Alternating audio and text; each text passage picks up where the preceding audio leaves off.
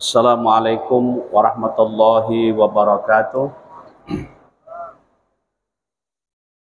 Alhamdulillah, alhamdulillahi rabbil alamin. Wassalatu wassalamu ala rasulillah Sayyidina Muhammad wa ala alihi wa sahbihi ajma'in, amma ba'd. Bapak Ibu semua yang saya hormati, alhamdulillah kita masih diberi kesempatan oleh Allah melaksanakan salat zuhur berjamaah di masjid yang sangat kita banggakan ini. Mudah-mudahan Allah menerima ibadah yang telah kita laksanakan dan mengijabah doa yang telah kita panjatkan bersama.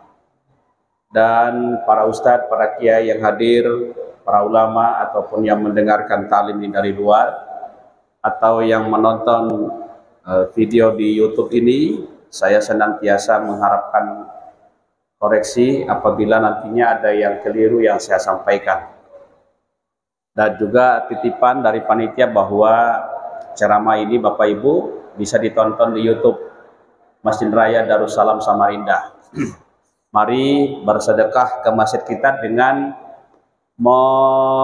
subscribe YouTube yang ada. Kalau kemudian ada dananya yang masuk lewat dari subscribe itu akan masuk ke masjid kita. Satu kali klik insya Allah. Bukan ke penceramahnya loh ya, tapi ke masjidnya. Ya. Bapak Ibu semua yang saya hormati, pada kesempatan ini saya ingin menjelaskan atau membawakan kepada kita semua tentang hadis penciptaan manusia. Ada sabda Rasulullah Sallallahu Alaihi Wasallam menyebutkan bahwa inna ahadakum yujma'u khalquhu fi batni ummihi arba'ina yawman nutfatan. Sesungguhnya kalian itu penciptaannya itu dikumpulkan oleh Allah di perut ibu kalian selama 40 hari dalam bentuk nutfah, ya, dalam bentuk nutfah.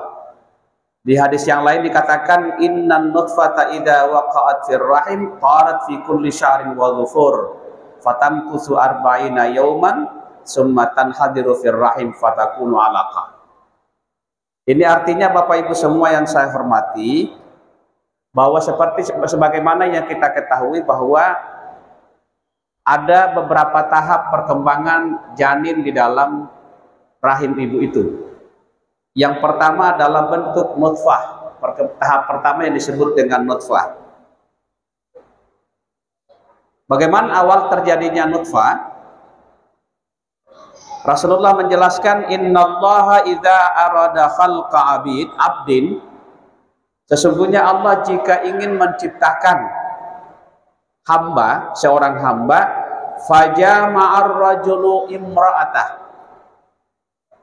fajama'ar rajulu almar'atah, maka seorang laki-laki melakukan hubungan badan dengan perempuan. Tarat ma'uhu fi kulli arqin wadwin minha, maka kemudian spermatozoanya itu kemudian mengalir ke dalam tubuh sang perempuan tadi. Fa idza kana yaumus sabi'u jama'ahullah, pada hari ke-7 lalu kemudian dikumpulkan oleh Allah. Jadi spermatozoa dari laki-laki lalu kemudian ketemu dengan ovumnya perempuan, dikumpul oleh Allah, dihimpun oleh Allah. Dihimpun oleh Allah. Bagaimana pertemuannya? Kalau kita melihat visualisasinya Bapak Ibu, itu ada videonya kadang yang disebarkan. Itu kan benih-benih dari laki-laki itu kan banyak itu. Jutaan malah. Semua masuk begitu hubungan badan itu terjadi, masuk lalu kemudian semua mencari di mana ovum perempuan itu yang berada. Dicari-dicari, akhirnya ada salah satu benih dari jutaan itu yang menemukan ovumnya perempuan. Lalu kemudian dialah menjadi pemenangnya. Nah, terpilihlah kita, Bapak Ibu. Karena itu Bapak Ibu semua yang saya hormati, kita ini sebetulnya adalah pilihan-pilihan dari jutaan benih-benih yang memancar, yang terpencar dari spermatozoanya laki-laki itu. Karena itu Bapak Ibu, ada dosen saya kemudian dengan bercanda mengatakan, kalau kita tidak bisa menjadi orang yang terbaik, maka kita juga akan bertanggung jawab terhadap benih-benih yang lain.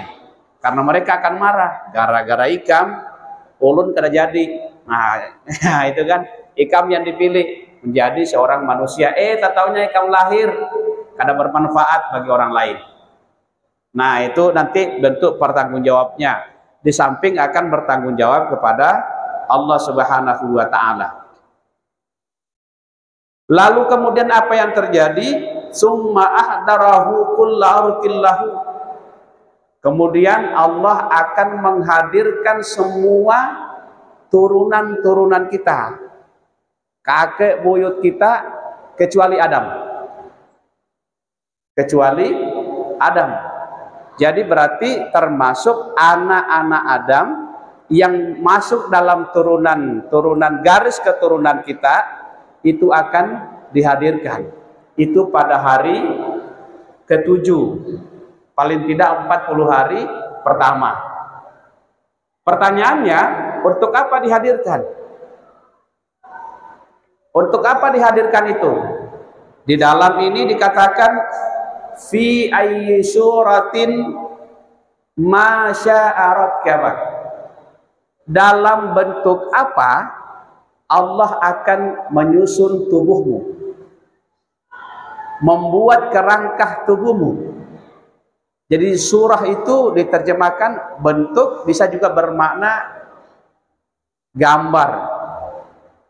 Pertanyaan kemudian Bapak Ibu adalah, untuk apa Allah menghadirkan semua garis keturunan kita hingga di bawahnya Adam, anak cucu anaknya Adam? Untuk memilih di salah satu di antara mereka itu yang akan dijadikan sebagai contoh atau patokan atau bentuk untuk anak kita itu, untuk anak kita. Jadi Bapak Ibu, kalau kita lahir seperti ini sekarang, itu adalah hasil hubungan antara ibu dan bapak kita. Mungkin ada di antara bapak ibu yang secara fisik atau warna kulitnya berbeda dengan ibu bapaknya. Atau tiba-tiba ada yang picik matanya, sipit matanya, sementara bapak ibunya tidak sipit matanya. Mengapa? Karena bisa jadi kemudian Allah mengambil bentuk dari orang-orang di atas kita yang sudah tidak kita kenal. Nah ini Bapak Ibu, pernah ada kasus pada zaman sahabat, pada zaman Nabi, tiba-tiba ada salah seorang sahabat mendatangi Rasul, mengadu, "Ya Rasul, istri saya itu kok melahirkan orang hitam, kulit hitam anakku itu." Mungkin dia merasa dia warna kulitnya tidak hitam, putih lah paling tidak, istrinya juga putih, loh kok tiba-tiba anaknya yang lahir kok hitam? Ini dugaan saya ini, kok lakinya ini, suaminya ini kayaknya curiga, jangan-jangan istriku ini selingkuh ini. Kok bisa? Dari mana ini kulit hitam ini? Saya tidak hitam, istri saya tidak hitam. Jangan-jangan lain bapaknya anak ini. Nah, curiga ini. Lalu kemudian Rasulullah bertanya kepada laki-laki itu, kamu punya unta kah? Punya ya Rasul. Warna apa untamu itu? Warna coklat. Warna coklat, iya. Kalau salah warna coklat. Warna coklat, iya. Ada nggak abu-abunya? Ada ya Rasul. Terus abu-abunya itu dari mana? Bapaknya warna kulitnya apa? Ya mungkin kok yang jelas menurut orang ini, anak untanya itu beda dengan warna kulitnya bapak dari unta itu. Nabi bilang jangan-jangan itu juga ada turunannya. Ditanya oleh Nabi, kenapa warna kulit anak ontamu itu beda dengan bapaknya? Laki-laki ini menjawab, ya mungkin ada turunannya ya Rasul yang dengan warna seperti itu. Nah, Nabi menjawab, ontamu itu saja mungkin ada turunannya, begitu juga dengan anakmu. Mungkin ada turunannya yang berkulit hitam. Nah ini Bapak Ibu semua yang saya hormati, pelajaran buat kita semua yang hadir ataupun siapapun, kalau kita melihat ada cucu kita yang lahir atau ada tetangga kita yang lahir, kok tiba-tiba anaknya kok tidak mirip bapak ibunya, kok tidak tiba-tiba anaknya kok tidak mirip dengan kakek neneknya, jangan kemudian muncul kecurigaan, jangan-jangan ada perselingkuhan yang dilakukan oleh ibunya. Karena ini bisa terjadi, Pak. Laki-laki tadi ini melahirkan, istrinya melahirkan warna kulit hitam, padahal tidak ada satupun di antara dua-duanya itu yang berwarna hitam kulitnya. Nabi bilang bisa jadi. Karena memang menurut hadis Nabi, ketika seorang perempuan dan laki-laki melakukan hubungan, mulai dari hari ke-7 dikumpul, dan Allah akan menghadirkan semua turunannya untuk dipilih salah satunya, bentuknya mungkin termasuk warna kulitnya, untuk ditetapkan pada cabang bayi yang akan dibentuk oleh Allah Subhanahu wa Ta'ala. Bapak Ibu semua yang saya hormati, selain itu yang menarik dari hadis ini Bapak Ibu adalah dari dulu sejak 14 atau 15 abad yang lalu, agama kita sudah memberikan informasi baik Al-Quran maupun hadis bahwa bayi yang lahir itu adalah percampuran antara benih yang dari laki-laki dengan benih dari perempuan. Karena mengapa? Pengetahuan barat itu nanti pada abad 18 baru mengakui bahwa perempuan itu ada keterlibatannya. Menurut mereka, perempuan itu, maaf bahasa kasarnya, hanya tempat penitipan bayi atau embrio. Tidak ada keterlibatannya. Nanti setelah abad ke-18, baru Barat mengakui bahwa ternyata ada keterlibatan perempuan, yaitu ovumnya, di dalam menciptakan embrio itu. Ya.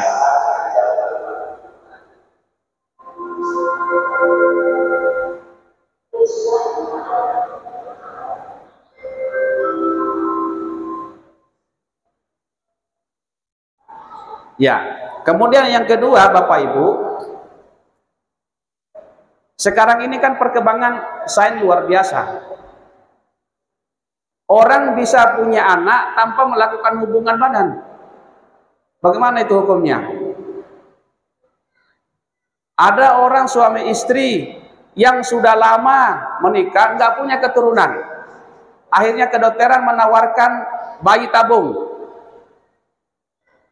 Pertanyaannya, boleh nggak itu?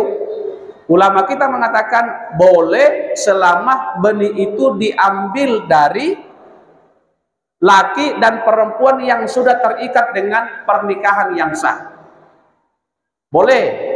Bayi tabung dulu sudah ada. Orang Indonesia melalui proses bayi tabung. Tapi kalau dari perempuan atau dari laki-laki yang tidak ada kaitannya dengan pernikahan yang sah, tidak boleh. Makanya Bapak Ibu yang pernah saya dengar cerita, saya tidak tahu apakah benar, B.J. Habibie begitu kagumnya orang Barat terhadap kepintarannya, kejeniusannya B.J. Habibie, itu pernah diminta spermatozoanya, mohon maaf, spermanya. Untuk apa? Untuk dijadikan sebagai bayi, mungkin mau dititip kepada seorang perempuan atau bayi tabung. B.J. Habibie mengatakan tidak mau, tidak berkenan. Karena itu tidak sesuai dengan ajaran agama Islam. Nah ini, jadi boleh bayi tabung, tetapi artinya tidak mesti kemudian melakukan hubungan badan seperti yang sering dialami oleh suami istri. Kalau memang ada hambatan, sumbatan, maka boleh dilakukan dengan bayi tabung. Yang kedua, ada penemuan sekarang Bapak Ibu, ada namanya jasa apa namanya itu, penyewaan rahim. Jadi ada orang yang mau punya anak, istrinya kemudian tidak mau hamil karena mungkin mau bekerja. Seperti sekarang ini kan banyak yang nggak mau ini. Tapi tetap dia mau punya anak, mau menyewa rahim perempuan lain. Dan ada juga perempuan yang mau disewa rahimnya karena perlu uang. Pertanyaannya, bagaimana Islam melihat ini? Agama lagi-lagi tidak membolehkan itu, karena yang boleh dilakukan itu adalah rahim dari perempuan yang sah menjadi istrinya. Mengapa? Karena Islam mengakui bahwa meskipun rahimnya itu hanya dijadikan sebagai penitipan, tetapi ada campur baurnya sesuatu dari badan perempuan yang disewa tadi itu terhadap bayi itu.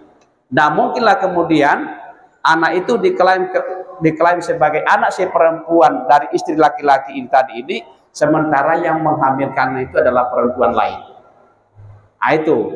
Jadi Bapak Ibu semua yang saya hormati, ini dari ajaran agama kita luar biasa, karena dari dulu memang itu sudah dikatakan bahwa ada hubungan yang tercampur antara benih dari laki-laki dan perempuan. Mungkin yang normal itu adalah melakukan hubungan badan, tetapi kalau ada masalah hambatan boleh dilakukan bantuan teknologi, sains kedokteran, tetapi dari laki-laki dan perempuan yang sah terikat dalam perkawinan. Saya kira mudah-mudahan ini juga Bapak Ibu menggambarkan kepada kita bahwa tidak semua temuan sains atau temuan ilmu kedokteran modern itu bisa sejalan dengan Islam, karena ada nilai-nilai yang tidak terdapat di dalam sains itu yang bertentangan dengan ajaran Islam. Pernah ada namanya kloning janin, juga tidak diterima oleh agama kita. Saya kira demikian barangkali Bapak Ibu semua yang saya hormati, mudah-mudahan ada manfaatnya, menambah pengetahuan paling tidak, karena untuk menambah keyakinan kita bahwa semakin hari ajaran agama kita akan semakin terbukti kebenarannya, akan semakin relevan dengan perkembangan zaman. Dan alhamdulillah sampai sekarang yang kita lihat, Islam di berbagai negara termasuk di barat, dan itu semakin banyak yang masuk Islam. Alhamdulillah. Demikian Bapak Ibu, mudah-mudahan ada manfaatnya. Al-Fatihah. A'udzubillahi minasyaitonirrajim. Bismillahirrahmanirrahim. Alhamdulillahirabbil alamin arrahmanir rahim maliki yaumiddin. Iyyaka na'budu wa iyyaka nasta'in. Ihdinas siratal mustaqim, siratal ladzina an'amta 'alaihim ghairil maghdubi 'alaihim waladdallin. Amin amin ya rabbal alamin. Bismillahirrahmanirrahim. Alhamdulillahirabbil alamin. Allahumma shalli wa sallim ala sayyidina Muhammad wa ala alihi washabihi ajmain. Allahumma ighfir lana dzunubana wal walidina warhamhum kama rabbawna shighara. Wa jami'al muslimina wal muslimati wal mu'minina wal mu'minat al ahya'i wal amwat innaka sami'un qarib mujibud da'wat ya qadil hajat. Allahumma 'allimna ma yanfa'una wanfa'na bima 'allamtana innaka antal 'alimul hakim. Allahumma ja'alna wa auladana wa dhurriyyatina min ahlil 'ilmi wa ahlil khair wa la taj'alna wa iyyahum min ahli syarri wa ahlid dhair. Allahumma faqihna fid din wa 'allimna ta'wil. Rabbana atina fid dunya hasanah wa fil akhirati hasanah wa qina adzabannar. Subhana rabbika rabbil izzati amma yasifun wa salamun alal mursalin walhamdulillahi rabbil alamin. Assalamualaikum warahmatullahi wabarakatuh. Allahumma shalli ala Muhammad wa salli alaihi wa sallim. Allahumma salli ala ya. Allahumma salli alaihi wa sallim. Allah salli ala Muhammad. Ya Allahumma salli alaihi wa sallim. Allahumma salli ala Muhammad Rasulullah. Ya Rabbi salli alaihi wa sallim Habibullah. Taqabbalallahu minkum.